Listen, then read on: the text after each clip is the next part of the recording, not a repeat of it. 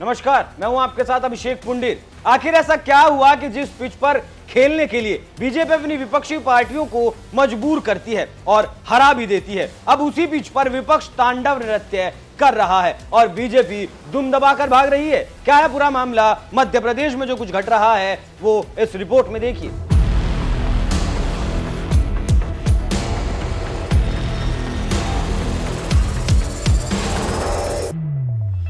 मध्य प्रदेश की राजनीति में कांग्रेस नेता कमलनाथ को हनुमान भक्त के रूप में जाना जाता है और साथ ही कांग्रेस में वो सॉफ्ट हिंदुत्व के चेहरे भी रहे हैं। मध्य प्रदेश में हनुमान मंदिर, संतों के दर्शन और पूजा पाठ, प्रियंका गांधी से नर्मदा पूजा कराने का श्रेय कमलनाथ को ही जाता है। इसके साथ ही साथ ऐसा भी कहा जाता है कि कांग्रेस बीजेपी को उसी की भाषा में जवाब देने के लिए जानी भी जाती रही है। इस बार के चुनावों में तो उन्होंने सॉफ्ट हिंदुत्व की सीमा रेखा ही पार कर ली। हाल के दिनों में कमलनाथ की राजनीति कट्टर हिंदुत्व की तरफ बढ़ रही है। जानकारों की माने तो कमलनाथ को पता है कि प्रदेश की राजनीति में मुसलमान कांग्रेस को छोड़कर कहां जाएंगे। वो जानते हैं कि वो चाहे कितना भी हिंदुत्व की पैरवी कर लें, लेकिन मुस्लिम वोट उनसे छिटकने वाला नहीं है। यही कारण भी है कि कमलनाथ राहुल गांधी की मोहब्बत की दुकान छोड़कर हिंदुत्व की पिच पर जमकर अब बैटिंग कर रहे हैं। कई बार तो ऐसा लगता है कि उनके हिंदुत्व के आगे बीजेपी भी फीकी नजर आती है। खास तौर पर दशहरे पर कमलनाथ ने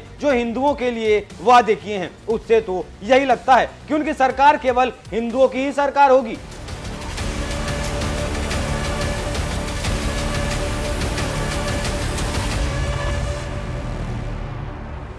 मध्य प्रदेश को नजदीक से जानने वालों की अगर माने तो इसी साल 12 जून को प्रियंका गांधी जबलपुर के दौरे पर गई थी और यहां पर प्रियंका ने 101 ब्राह्मणों के साथ मां नर्मदा का पूजन कर कांग्रेस के चुनावी अभियान की दिशा को तय किया था। जबलपुर शहर में बजरंगबली की 30-30 फीट की गदा भी प्रियंका की अगवानी के लिए लगाई गई थी। जनता के बीच ये दिखाने की भरपूर कोशिश की गई कि कांग्रेस का केंद्रीय नेतृत्व भी हिंदू हितों की चिंता करता है। कर्नाटक में राहुल गांधी ने बीजेपी के बजरंगबली के नारे को मोहब्बत की दुकान की धर्मनिरपेक्षता से चुनौती दी थी। मध्य प्रदेश तक पहुंचते पहुंचते कांग्रेस भी बजरंगबली के चरणों में बिछ गई है। हिंदू राष्ट्र की वकालत करने वाले धीरेन्द्र शास्त्री के प्रवचन कमलनाथ अपने घर छिंदवाड़ा में करवा चुके हैं। कांग्रेस ने मध्य प्रदेश विधानसभा चुनाव में अपने उम्मीदवारों की पहली लिस्ट नवरात्र के पहले दिन सुबह 9:09 पर जारी की थी। तो आप समझ सकते हैं कि कमलनाथ ने मध्य प्रदेश में क्या किया है। इसके साथ ही साथ कांग्रेस को पता है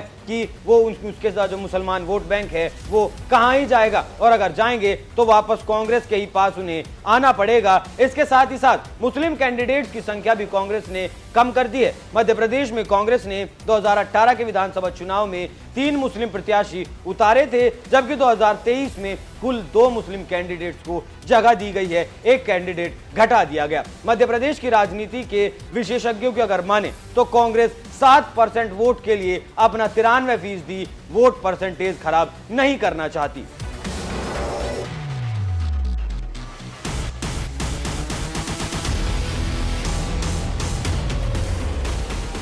इसके साथ ही साथ जो बीजेपी ना कर सकी वो कांग्रेस ने करके चौंका दिया। जी हां, खबरों की माने तो श्रीलंका में सीताराम मंदिर बनवाने का वादा कमलनाथ का नया हिंदुत्व कार्ड हो सकता है। लेकिन इससे पहले कमलनाथ ने 2018 में बनी सरकार ने श्रीलंका में माता सीता के मंदिर के निर्माण की योजना बनाई थी और उस मंदिर का निर्माण कार्य शुरू हो पाता उससे पहले ही प्रदेश में तख्ता पलट हो गया और बीजेपी की सरकार बन गई। कमलनाथ ने एक बार फिर वादा किया है कि अगर कांग्रेस की सरकार बनती है तो श्रीलंका में देवी सीता के मंदिर का निर्माण दोबारा शुरू किया जाएगा। इसके साथ ही साथ हिंदू धर्म कर्म के लिए दर्जन भर वादे। विजयदशमी के अवसर पर कमलनाथ ने हिंदू जनता के लिए कई तरह के वादे कर दिए। मंदिरों में दर्शन के लिए टिकट सिस्टम हटाने की बात करके उन्होंने बीजेपी पर सीधा हमला बोला है।